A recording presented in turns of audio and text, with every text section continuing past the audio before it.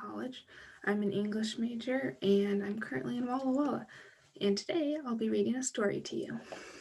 Today I'm going to be reading a few selections from Frog and Toad. Frog and Toad Are Friends by Arnold Lobel. And I can read book.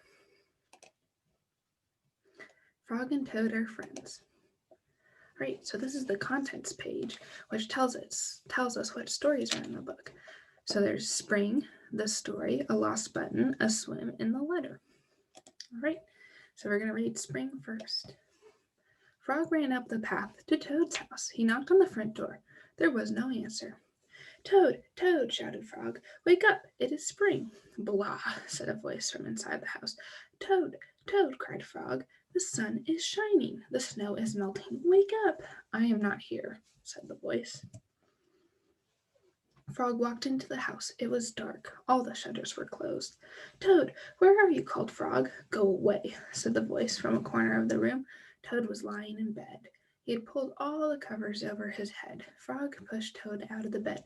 He pushed him out of the house and onto the front porch. Toad blinked in the bright sun. Help, said Toad. I cannot see anything. Don't be silly, said Frog. What you see is the clear, warm light of April, and we can begin a whole new year together, Toad. Think of it, said Frog. We will skip through the meadows and run through the woods and swim in the river. In the evenings, we will sit right here on this front porch and count the stars. You can count them, Frog, said Toad. I will be too tired. I'm going back to bed. Toad went back into the house. He got into the bed and pulled the covers over his head again. But Toad, cried Frog, you will miss all the fun. Listen, Frog, said Toad, how long have I been asleep? You have been asleep since November, said Frog. Well then, said Toad, a little more sleep will not hurt me. Come back again and wake me up at about 1/2 past May. Good night, Frog. But Toad, said Frog, I will be lonely until then. Toad did not answer. He had fallen asleep. Frog looked at Toad's calendar. The November page was still on top. Frog tore off the November page. He tore off the December page and the January page, the February page and the March page. He came to the April page. Frog tore off the April page too. Then Frog ran back to Toad's bed. Toad, Toad, wake up. It is May now. What? Said Toad. Could it be May so soon? Yes, said Frog. Look at your calendar. Toad looked at the calendar. The May page was on the top. Why, it is May, said Toad as he climbed out of bed. Then he and Frog ran outside to see how the world was looking in the spring. That was a funny story about Frog and Toad. Frog kind of tricked Toad a little bit there, huh? All right, let's start the next one. This one's called The Story. One day in summer, Frog was not feeling well. Toad said, Frog, you are looking quite green. But I always look green, said Frog. I am a frog. Today you look very green, even for a frog, said Toad. Get into my bed and rest. Toad made Frog a cup of hot tea. Frog drank the tea, and then he said, Tell me a story while I am resting. All right, said Toad. Let me think of a story to tell you. Toad thought and thought, but he could not think of a story to tell Frog. I will go out on the front porch and walk up and down, said Toad. Perhaps that will help me to think of a story. Toad walked up and down on the porch for a long time, but he could not think of a story to tell Frog. Then Toad went into the house and stood on his head. Why are you standing on your head? Asked Frog. I hope that if I stand on my head, it will help me to think of a story, said Toad. Toad stood on his head for a long time, but he could not think of a story to tell Frog. Then Toad poured a glass of water over his head. Why are you pouring water over your head? Asked Frog. I hope that if I pour water over my head, it will help me to think of a story, said Toad. Toad poured many glasses of water over his head. He could not think of a story to tell Frog. Then Toad began to bang his head against the wall. Why are you banging your head against the wall? Asked Frog. I hope that if I bang my head against the wall hard enough, it will help me think of a story, said Toad. I am feeling much better now, Toad, said Frog. I do not think I need a story anymore. Then you get out of bed and let me get into it, said Toad, because now I feel terrible. Frog said, Would you like me to tell you a story, Toad? Yes, said Toad, if you know one. Once upon a time, said Frog, there were two good friends, a frog and a toad. The frog was not feeling well. He asked his friend, the toad, to tell him a story. The toad could not think of a story. He walked up and down on the porch, but he could not think of a story. He stood on his head, but he could not think of a story. He poured water over his head, but he could not think of a story. He banged his head against the wall, but he still could not think of a story. Then the toad did not feel so well, and the frog was feeling better. So the toad went to bed, and the frog got up and told him a story. The end. How was that, Toad asked, said Frog. But, but Toad did not answer. He had fallen asleep. All right, here's the next story. It's titled A Lost Button. Toad and Frog went for a long walk. They walked across a large meadow. They walked in the woods. They walked along the river. At last they went back home to Toad's house. Oh, drat, said Toad.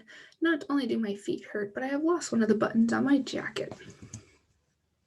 Don't worry, said Frog. We will go back to all the places where we walked. We will soon find your button. They walked back to the large meadow. They began to look for the button in the tall grass. Here is your button, cried Frog. That is not my button, said Toad. That button is black. My button was white. Toad put the black button in his pocket. A sparrow flew down. Excuse me, said the sparrow. Did you lose a button? I found one. That is not my button, said Toad. That button has 2 holes. My button had 4 holes. Toad put the button with the 2 holes in his pocket. They went back to the woods and looked on the dark paths. Here is your button, said Frog. That is not my button, cried Toad. That button is small. My button was big. Toad put the small button in his pocket. A raccoon came out from behind a tree. I heard that you were looking for a button, he said. Here is one that I just found. That is not my button, wailed Toad. That button is square. My button was round. Toad put the square button in his pocket. Frog and Toad went back to the river. They looked for the button in the mud. Here is your button, said Frog. That is not my button, shouted Toad. That button is thin. My button was thick. Toad put the thin button in his pocket. He was very angry. He jumped up and down and screamed, The whole world is covered with buttons, and not one of them is mine. Toad ran home and slammed the door. There, on the floor, he saw his white, 4-holed, big, round, thick button. Oh, said Toad, it was here all the time. What a lot of trouble I have made for Frog. Toad took all the buttons out of his pocket. He took his sewing box down from the shelf. Toad sewed the buttons all over his jacket. The next day, Toad gave his jacket to Frog. Frog thought it was beautiful. He put it on and jumped for joy. None of the buttons fell off. Toad had sewed them on very well. That was a sweet story. He thanked his friend for helping him. All right, let's read this one. It's called A Swim. Toad and Frog went down to the river. What a day for a swim, said Frog. Yes, said Toad. I will go behind these rocks and put on my bathing suit. I don't wear a bathing suit, said Frog. Well, I do, said Toad. After I put on my bathing suit, you must not look at me until I get into the water. Why not? Asked Frog. Because I look funny in my bathing suit. That is why, said Toad. Frog closed his eyes when Toad came out from behind the rocks. Toad was wearing his bathing suit. Don't peek, he said. Frog and Toad jumped into the water. They swam all afternoon. Frog swam fast and made big splashes. Toad swam slowly and made smaller splashes. A turtle came along the river bank. Frog, tell the turtle to go away, said Toad. I do not want him to see me in my bathing suit when I come out of the river. Frog swam over to the turtle. Turtle, said Frog, you will have to go away. Why should I? Asked the turtle. Because Toad thinks he looks funny in his bathing suit, and he does not want you to see him, said Frog. Some lizards were sitting nearby. Does Toad really look funny in his bathing suit? They asked. A snake crawled out of the grass. If Toad looks funny in his bathing suit, said the snake, then I, for one, want to see him. We want to see him too, said 2 dragonflies. Me too, said a field mouse. I have not seen anything funny in a long time. Frogs went back to Toad. I am sorry, Toad, he said. Everyone wants to see how you will look. Then I will stay right here until they go away, said Toad. The turtle and the lizards and the snake and the dragonflies and the field mouse all sat on the river bank. They waited for Toad to come out of the water. Please, cried Frog, please go away. But no one went away. Toad was getting colder and colder. He was beginning to shiver and sneeze. I will have to come out of the water, said Toad. I am catching a cold. That's no good. Toad climbed out of the river. The water dripped out of his bathing suit and down onto his feet. The turtle laughed. The lizards laughed. The snake laughed. The field mouse laughed, and Frog laughed. What are you laughing at, Frog? Said Toad. I'm laughing at you, Toad, said Frog, because you do look funny in your bathing suit. Of course I do, said Toad. Then he picked up his clothes and went home. Poor Toad, everybody was making fun of him, but he was very prideful and walked home in his suit. All right, let's read the next story. It's called The Letter. Toad was sitting on his front porch. Frog came along and said, What is the matter, Toad? You are looking sad. Yes, said Toad. This is a very sad time of day. It is the time when I wait for the mail to come. It always makes me very unhappy. Why is that? Asked Frog. Because I never get any mail, said Toad. Not ever? Asked Frog. No, never, said Toad. No one has ever sent me a letter. Every day my mailbox is empty. That is why waiting for the mail is a sad time for me. Frog and Toad sat on the porch feeling sad together. Then Frog said, I have to go home now, Toad. There's something that I must do. Frog hurried home. He found a pencil and a piece of paper. He wrote on the paper. He put the paper in an envelope. On the envelope he wrote a letter for Toad. Frog ran out of his house. He saw a snail that he knew. Snail, said Frog, please take this letter to Toad's house and put it in his mailbox. Sure, said the snail, right away.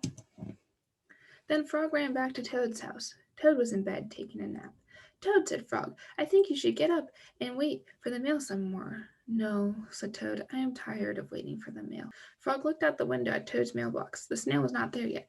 Toad, said Frog, you never know when someone may send you a letter. No, no, said Toad, I do not think anyone will ever send me a letter. Frog looked out the window. The snail was not there yet. But Toad, said Frog, someone may send you a letter today. Don't be silly, said Toad. No one has ever sent me a letter before, and no one will send me a letter today. Frog looked out the window. The snail was still not there. Frog, why do you keep looking out of the window, said Toad. Because now I am waiting for the mail, said Frog. But there will not be any, said Toad. Oh, yes, there will, said Frog, because I have sent you a letter. You have, said Toad? What did you write in the letter? Frog said, I wrote, Dear Toad, I am glad that you are my best friend. Your best friend, Frog. Aw, isn't that sweet?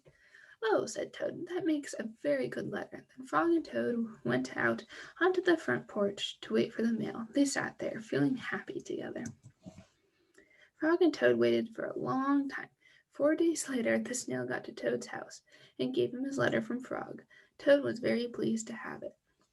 Wasn't that super nice of Frog to write Toad a letter when he was feeling sad? All right, so those are all the stories in Frog and Toad. Thanks for reading with me. I hope you had fun. I'll see you next time. Bye.